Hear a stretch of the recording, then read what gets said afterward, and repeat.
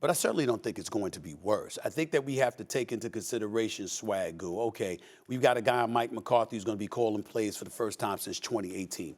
I would like to remind this audience that that same Mike McCarthy that was calling plays in 2018 had a quarterback by the name of Aaron Rodgers who had thrown 25 touchdowns and just 2 interceptions that year. But they still went 6-9-1. Okay? They still went 6-9-1. They still missed the playoffs. I'd like to remind the audience of that. I'd like to remind the audience of the fact that Ezekiel Elliott is not going to be there now. You're looking for an every down back. We know Tony Pollard has elevated his level of play, but can he be that every down back, or are you going to run the football by committee? If you're running the football by committee and you don't find success that way, Dak Prescott's going to have to throw the ball a little bit more than you anticipated. You got CeeDee Lamb, you got Gallup, you picked up Brandon Cooks, okay? But his safety net was Dalton Schultz at the tight end spot, and you no longer have that safety net right now. So what are they going to do about that? Over the last 2 years, you averaged about 29.3 points per game, which led the National Football League, okay? And you had the top red zone offense. Is that going to still remain the same? I don't know that to be the case. We got to take all of those things into consideration. Now, I think they're going to be buffered by a defense that's going to give them ample opportunities to be effective, because you are not going to run roughshod over that Dallas Cowboys defense. With DeMarcus Lawrence and Micah Parsons getting at the quarterback, with Gilmore and Diggs patrolling the secondary, I think it's going to be incredibly hard for teams to really do damage against the Cowboys offensively, which is going to get the defense off the field, give the Dallas Cowboys offense more time, more opportunities to resonate. But in the end, it still comes down to Dak Prescott. And the question is, do you think in his 8th or 9th year that Dak Prescott is going to be better than what you've seen over the previous years? My contention is it remains to be seen. This is what makes a make or break year, Swagoo, for Dak. Look at the NFC. It's Philly, it's Dallas, it's San Francisco. Yeah, we could take into consideration, throw some respect to Minnesota, throw some respect to the New Orleans Saints, whose defense is real, even though Derek Carr is their quarterback and he's got some things to prove. Throw some respect at Seattle because of Geno Smith and the way he elevated his level of play and the pieces around him. These are teams to be reckoned with. But the 3 elite teams, there are only 3 in the NFC, is Philly, Dallas, San Francisco. That's what it comes down to. And to me, is Dak Prescott going to do damage against them? I sincerely doubt it. That's where I'm at with it. Even listen, man, I think, first of all, I think they'll be better. But I think it'll be from a more efficient standpoint than stats, right? Like, here's the thing, too. We talk about this. I've heard people talk about this red zone scoring and efficiency.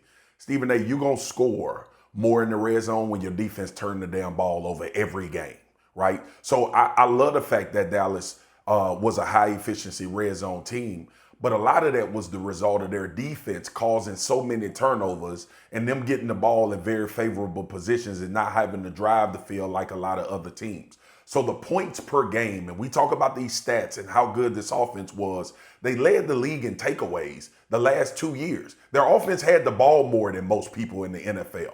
That plays into you having a tremendous amount of success from an offensive standpoint. And that's not to take anything away from what Dak and this offensive team did, but this is about the team.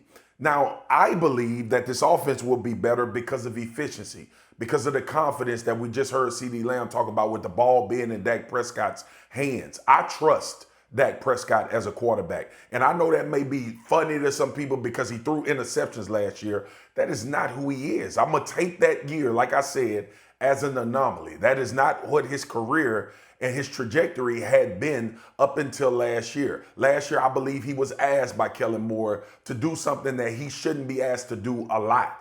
And that has nothing to do with his ability. It has everything to do with knowing his ability. The second thing is this, man. Like, and I understand Mike McCarthy got to call offensive plays and he wanted to take the play calling duty.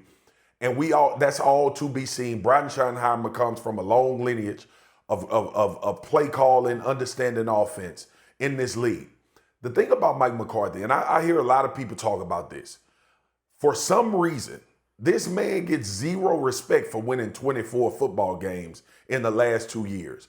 We will highlight every negative thing about Mike McCarthy. We will talk about all of the great things that they do on the defensive side of the football, and rightfully so, because They've been phenomenal. But don't Mike McCarthy have something to do with that?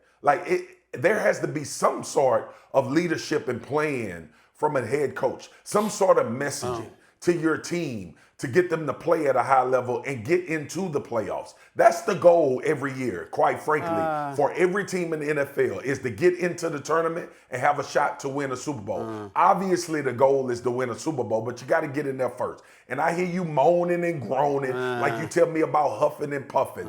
This argument is not even close. Well, the Cowboys should have a better offense this year, and it won't be because of stats. It'll be because of efficiency, man. Okay, well, first of all, you do huff and puff, but this particular morning, your Well, voice is considered your voice is considerably better. You listen to your boy.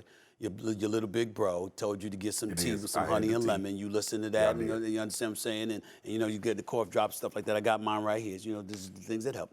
So your voice sounds better, but it's still, huffing and puffing and signifying very little, because the reality of the situation is, Swagoo, I would remind you that you were one of the people who were critical of Mike McCarthy years ago.